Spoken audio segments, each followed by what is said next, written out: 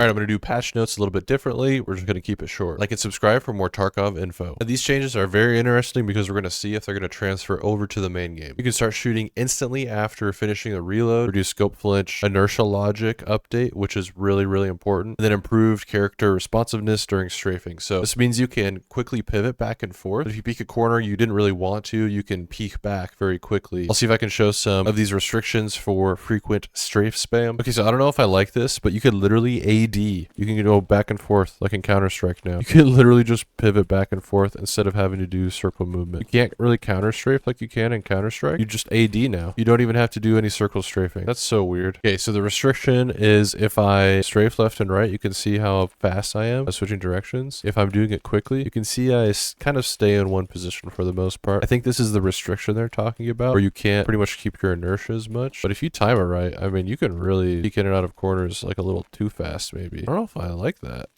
It's almost too fast. Oh, look at how fast you can lean and strafe. That's so crazy. And I don't know if there's any restriction on this. You definitely should be slowed a lot more and penalized if you're just constantly peeking like this.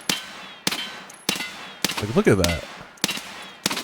I don't know if that's a good thing, man. That seems broken. Looks like interactions are a little bit faster. Weapon ADSing is a little bit quicker. The craziest movement tech here is that you can now full sprint and you can stop on a dime and move instantly. You let go of shift or sprint while you're moving forward and you press the opposite arrow key very quickly. And you can literally stop sprinting and quickly move directions. Like you don't slide anymore, basically.